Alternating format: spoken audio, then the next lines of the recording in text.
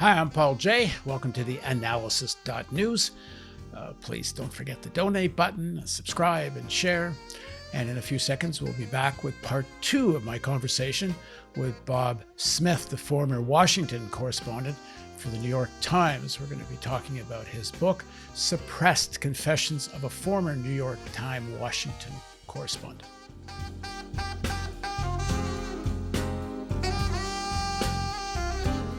I thought one of the more recent examples of bias that you're talking about in the New York Times is their whole coverage of what some people are now calling Russiagate. How is it the New York Times, after all the experience we have with being lied to by the U.S. intelligence agencies, how do you believe what they say just on the face of it? I mean, I have actually no opinion whatsoever whether Russia interfered in the elections. I have no opinion whatsoever about what Trump did or didn't do in the Ukraine and so on. But I cannot take stuff that I see in the New York Times and other publications that simply quote the American intelligence agencies without revealing what the actual story is. And why would a journalist, unless it's biased, that you just want to go out and attack Trump because it makes your paper money? Well, it's not necessarily, remember, the journalist is operating at a different level. The journalist's incentives are, they vary, as they do in all fields for all of us. But I mean, typically a journalist would like to be recognized as a really good journalist. And that's different from making the paper money. That goes back to the old shibboleth about, print anything that'll sell the paper. The 1940s, 1950s, people routinely said, they'll put anything there that'll sell the paper. Remember when it was in a news box in the corner, or somebody was tossing the paper around and saying, today's news, whatever. So I'm not sure it's quite like that. You would have to posit, you may be right, but you would have to posit that the people who are running the enterprise, their need or desire to make money filters down to the reporters and editors who are handling the copy. And I'm not at all sure about that, because they don't have the same direct. It's not like a Silicon Valley startup where they have a direct interest in the revenue taken into. I don't think it's so direct that a journalist says, I'll go along with such and such because it will make the paper money. But I got to know a few years ago, I was working out of a newsroom in D.C. I had a separate operation, but we had a kind of shared the office space. And it was a big publication. And the guy that covered national affairs and especially economics, I had this conversation with him where I said, clearly this is a class society. Clearly the elites, the financial elites, are enriching themselves, in unprecedented historical levels. There's almost no accountability. Nobody goes to jail in 07, 08 for outright fraud in the financial sector. I mean, and he and I are talking about this, and he's agreeing with what I'm saying about, that the extent to which political power in Washington is so controlled by campaign finance, and particularly from the finance sector. And then I said to him, well, I don't understand. Why don't you ever write about this? I mean, I don't, you and I are agreeing on all this stuff, but I never see any of this in your columns. And he said, I got a mortgage. My kids go to private school.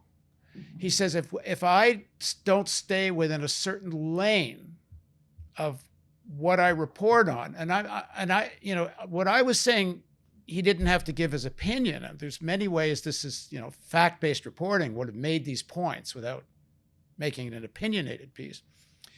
But he says, if I don't stay within such and such lane, I'm accused of having an agenda.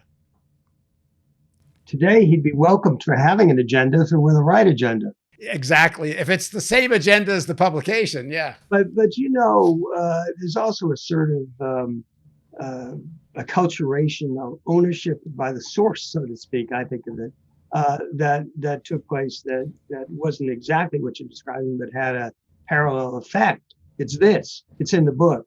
At one point, I was leaked, I think it was by the Comptroller of the Currency Office, someone there, a list. And the list was the government's view, or at least the Comptroller of the Currency's view, and the regulator, of problem banks with problems. They kept the list. So I got the list. You'd think this is a great story, wouldn't you? I mean, hey, so I want to do the story. And so sitting behind me at that time were there were only two, what we call BizFin, business financial reporters, right? And they were very bright people. And I said, gee, I think this is a good story. And they both said, no, we won't touch it. No, we won't touch it. I said, well, for heaven's sake, why not? It's the government saying this. I didn't want to quarrel with them. They're reporters, they're my colleagues and friends. Well, obviously, they didn't want to touch it. So I did. And the New York Times touched it, and we printed it. And that was remarkable. So a lot depends here, Paul, on the individual reporter, as you're being kind enough to point out. And if you present the editors with the story, it's very hard for them, if everybody sort of knows intuitively what a good news story is, to say, no, we're not going to print this. Say, well, why not? And I'll give you one follow-up on that, if I may. At one point, I was covering the foreign multinational corporations giving bribes purportedly and in fact overseas, right? So I was covering a number of entities that were looking into this, and preeminently a Senate Foreign Relations Committee subcommittee. All right, so I got this wonderful letter. I think it's one of the funniest and most effective things I ever got, leaked or given or whatever it was. It was a letter from a lawyer for Lockheed, I think it was, who was in Geneva in Switzerland, dealing with the people Lockheed was bribing, or the conduit for the bribes to government officials so they'd get to build the airplanes, get the contracts. So so this lawyer, he's sitting there and writing in Swiss hotel stationery, and he's extremely candid. He says, well, if you look in your code book, look up antelope, something, whatever, and you know whom I'm talking about. And he said, we're going to have to pay more because the Italians and the French are offering more, and so on and so on. And at the last paragraph of this, it was only, 10, 12 paragraphs, I can't remember. He says, and you might say, well, why is he talking to me like this? And they said, because I'm a lawyer. It was hilarious. Here's this American lawyer being trusted. Okay. So, but it perfectly makes the case they were paying bribes. There's no question about it. Good. Great story. Great story. So I write it and I send it where? Where it should go? To BizFin, to Business Financial. Do they run it? No. Now, how could they not run it? It so upset me that they didn't run it that I turned around and I was writing regularly for the News of the Week in Review in the Sunday paper. And they were taking my stuff every week, a lot of weeks. And they weren't turning it down. When I wrote, they ran. So I took exactly the same story, didn't touch it, and sent it to the News of the Week in Review on Sunday, which has a much bigger audience, right? They ran it. They ran it. And then Monday, I come into the office and the editor, I'll never forget it, walks up to me in mid-morning and says, Bob, BizFin is calling. They want to know why you didn't give them this. I opened the desk and showed him the duplicates. But the point is, if you're determined and you're a journalist, you get it in somewhere. Unfortunately, there's not too many of such. But anyway, talk about the Watergate story. Why didn't the New York Times, what happened and why didn't they want to cover the Watergate story? The why is elusive. What happened is I had lunch my last day at the paper. The next day I was going off to law school. So what year are we in?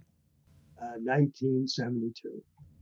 And I uh, I don't know why I had lunch that day with the acting director, technically, of the Federal Bureau of Investigation, with whom I got along very well. I liked the guy, and apparently he liked me. But whatever, we got along. So we had lunch at a French restaurant in Washington. Excuse me. And we sit down. I'm on a banquette. I'm wearing my, still my college tweed jacket. I have my notebook, and it's a crowded French restaurant. And I'm sitting there, and he begins to tell me about Watergate with the names. And I'm so astonished. I can't take out my notebook because if I did, everybody in the room would know what's going on. So I have a notably bad memory for names. Okay, hang on here. What did he tell you? He told me that he told me about Segretti and what had happened, and I said, well, he said it went through the Attorney General. I asked him, and I said, well, does he go to the president? I was in total disbelief over this lunch, right? Okay, just really quickly again, let me very quickly for people that are younger. President Nixon gets some of his plumbers, operatives, to break into the Watergate Hotel, to the Democratic Party headquarters, and steal documents. And it's part of a campaign they hope they can use to sabotage the the candidacy of the Democratic nominee and so on. And they get caught. And then there's this whole unraveling. There's the movie, if you don't know it, go watch All the President's Men. The big question is, what did the president know and when did he know it? So when is the FBI acting director telling you this? And is he telling you that Nixon knew? Yes. Well, yeah, I said, to pick up the story, and I said, up to the president? Did you go up to the president? And he just sat there and looked at me, meaning yes. So I had the story, and I had it 2 months before Woodward and Bernstein began hitting the Times over the head with the story. 2 months is in a journalistic context is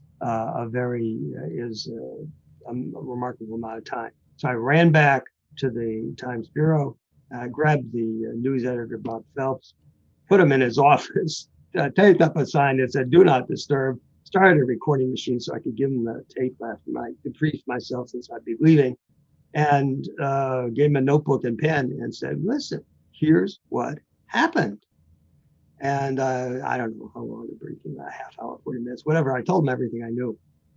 And when I finished, he went out in the newsroom, and there were, I don't know, 3 dozen, present company accepted, really, really good reporters in the Washington Bureau. And I assumed he'd get some of them to follow the story, whatever. I tooted off to New Haven and started law school, and I didn't see the story. I was completely bewildered that I didn't see the story, but I assumed. I mean, I was caught up in that first semester of law school, which honestly was a remarkable experience, just wonderful experience. But you told the editor who your source was. Yes. He knows it's the acting director of the FBI, and this is not. Right. I told him. I said, you can't use his name, but yeah. Right.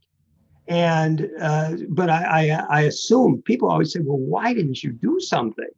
And I said, well, gee, first off, I told them everything I knew, and secondly, was the news editor of the bureau, the guy in charge, and thirdly, there were a lot of good reporters. I assumed they had checked out what I'd given them, and it wasn't right or something. I mean, it was bizarre to think otherwise, right?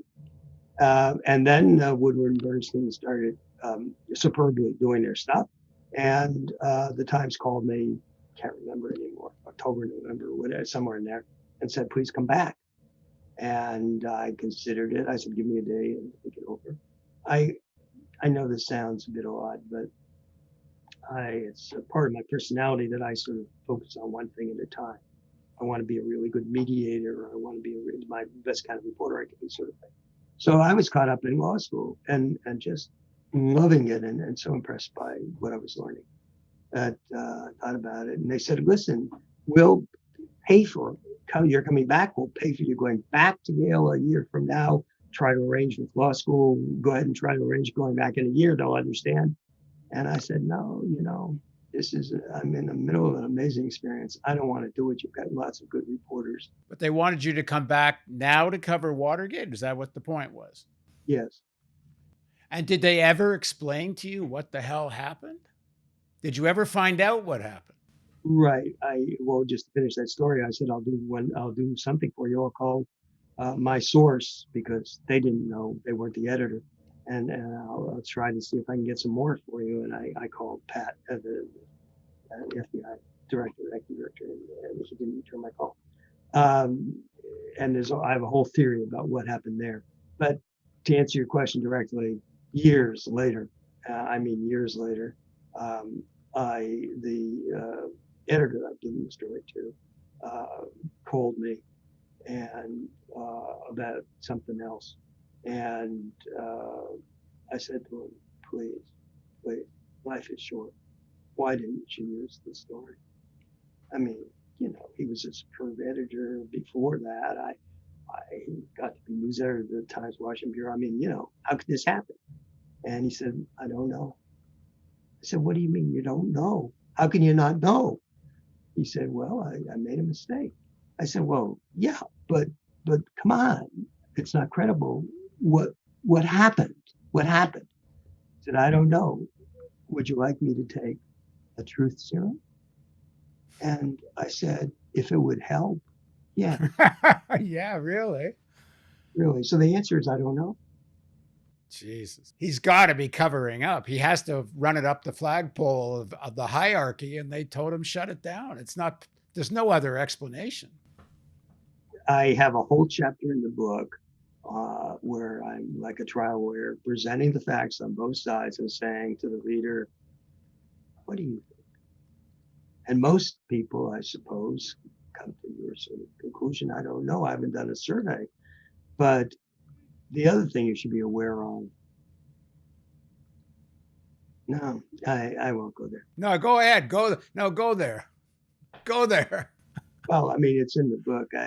I suppose if you were he,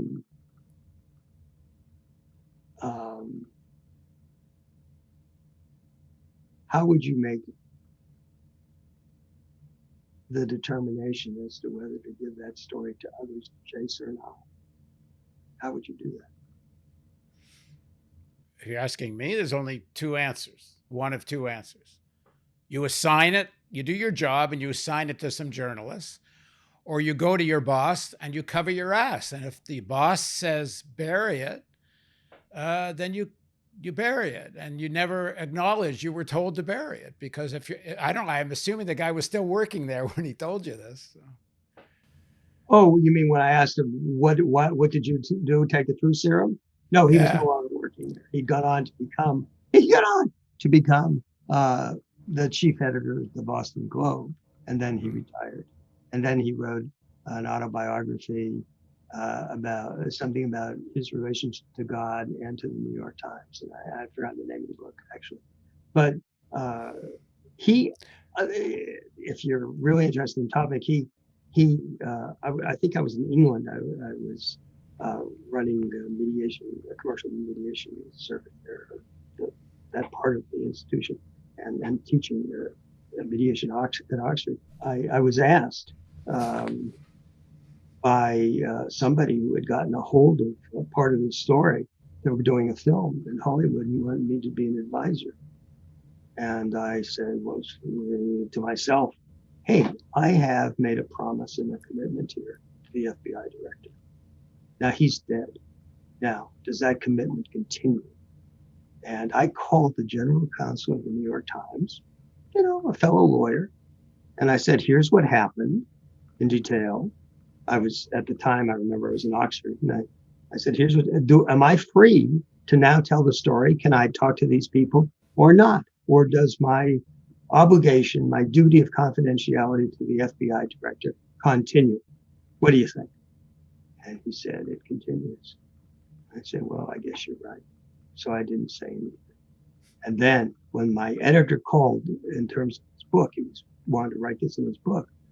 He said, I'd like to send you the draft and you can read it. I said, I don't really want to read it. You shouldn't be writing this.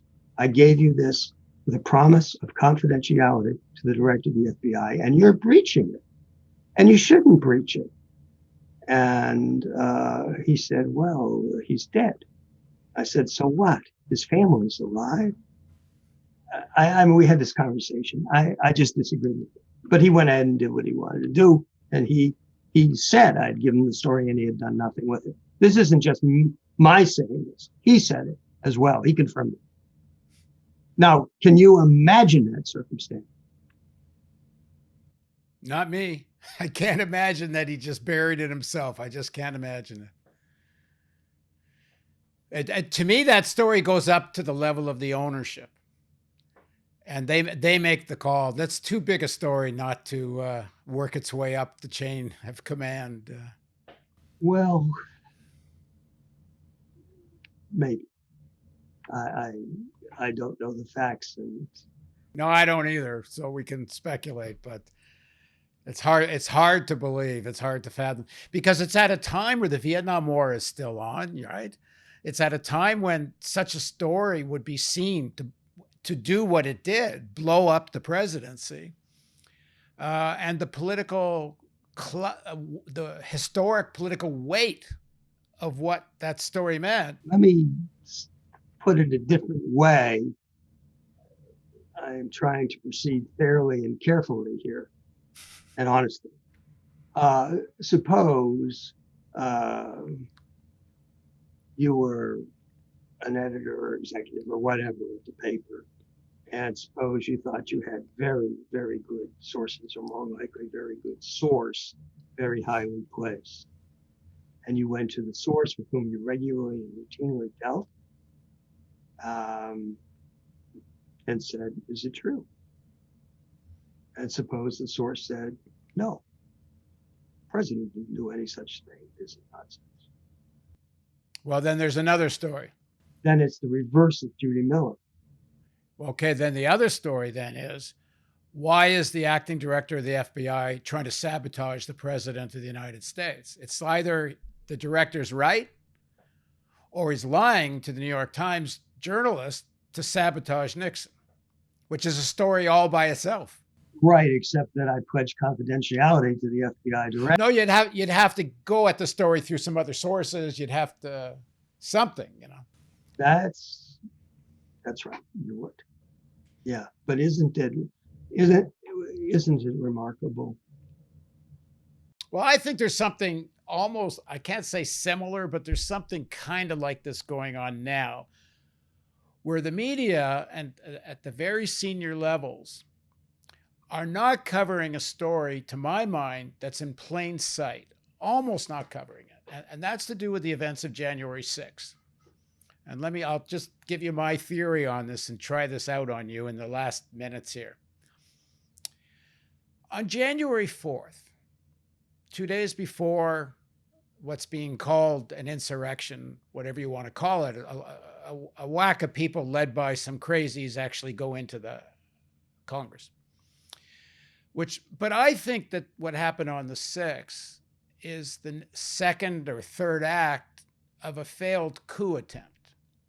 The real story, I think, is what happened before January 6th. And here's the facts as I know them. On January 4th, in the Washington Post, 10 former secretaries of defense issue a letter, which was, it turns out, organized by Liz and Dick Cheney, essentially warning acting Defense Secretary Miller not to let the military intervene and determine the outcome of the election. And that's a public op-ed by these 10 former secretaries of defense. On the same day, January 4th, Admiral Stavridis, who's the former Supreme Commander of NATO, has an article in Time magazine supporting the letter of the 10 former secretaries of defense. He goes even further. He says, we have a acting secretary of defense that doesn't have the, I believe his word was character or backbone to stand up to a willful president. And he has the same kind of warning that the military needs to stay out of this. Same day, it's either, I may be off a date, it's either January 4th or 5th, but before the events of the 6th, the editorial board of the Financial Times has an editorial that ends with the words, "As bizarre as it seems, a coup is now in progress." Editorial board of the Financial Times. So some very serious people, at the very least, determine that there's enough going on with the possibility of a military intervention to make all these public statements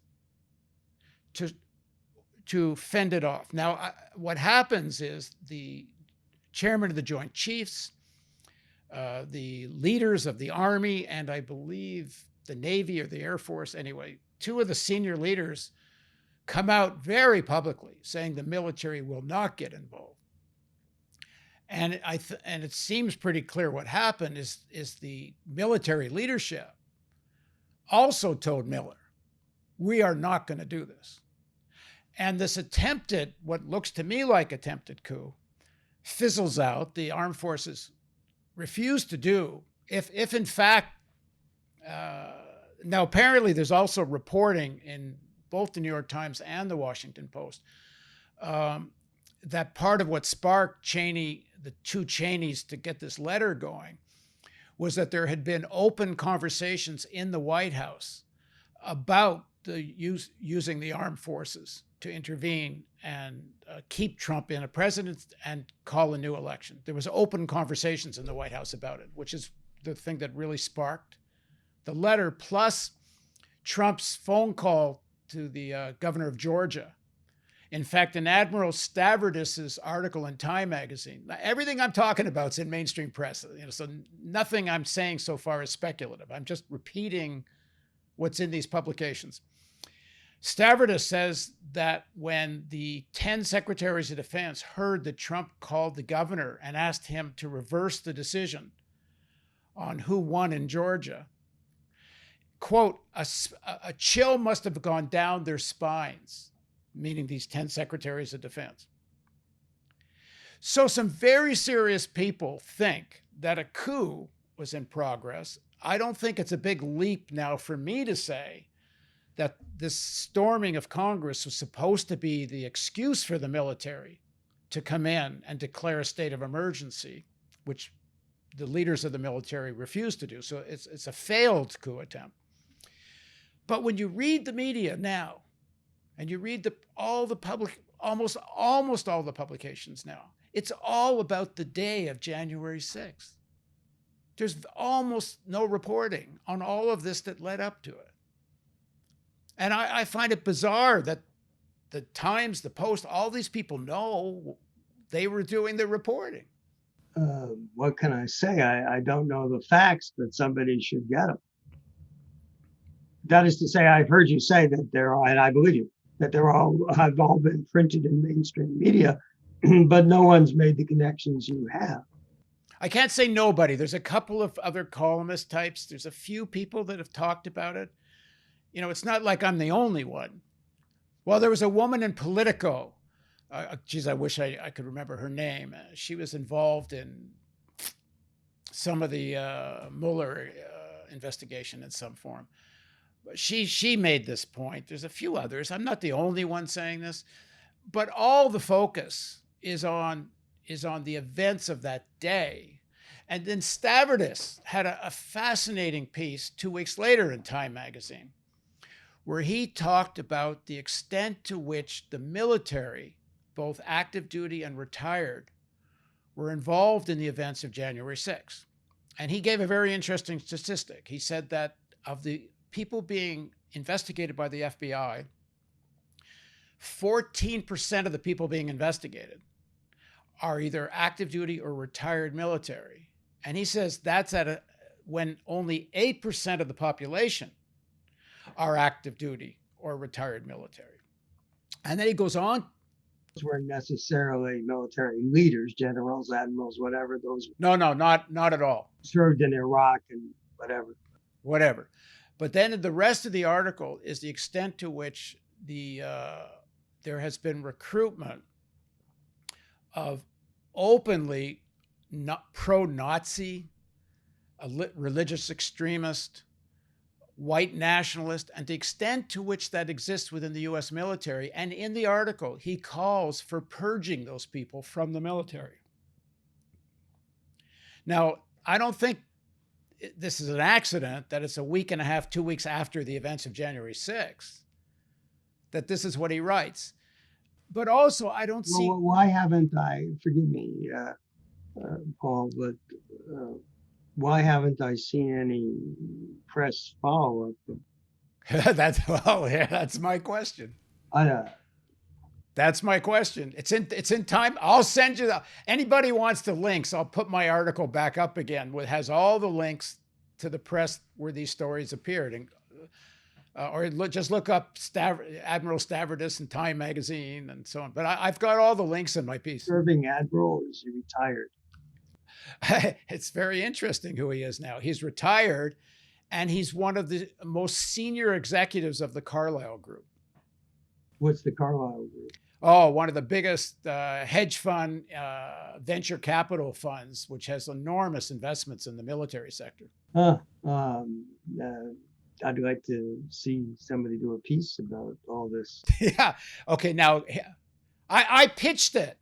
I pitched it to 3 or 4 publications, and nobody was interested. Why? Because there's this thing where it's what I was talking about earlier. Because it sounds conspiratorial, but it is conspiratorial. I mean, it's not so conspiratorial when it's all in the bloody public domain. Nothing I'm saying wasn't in mainstream publications. I don't know why Okay, you want to know another thing that happened? Just to quickly throw this in. I did this story on video as well as in print, and I put it on YouTube, and YouTube took it down. Why? Because in the piece, I had a clip of Trump inciting the audience to go to Congress. So I think the algorithm picked it up. Well, did you take out the clip and repost? Yeah. And you know what they did to me? They left the piece up, and then they banned me from advertising forever on Google. Me personally, I can never advertise anything on Google again, and they won't tell me why. They say I egregiously violated their guidelines. And all I did was more or less tell the story of what I just told you. And now I went to the ACLU. Yes, that's all they guess. They think you're promoting conspiracy theory. Except every single thing in my piece came from mainstream publications. There wasn't anything in my report that wasn't a direct quote.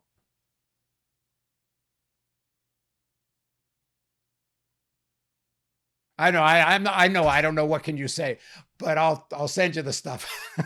Yeah, I really look at it. That's remarkable. And I don't want to get all the attention. And this has nothing to do with conspiracy theory or anything like that. But you motivate me to say, which is what's developing. I just am realizing it over the last day or two. My book,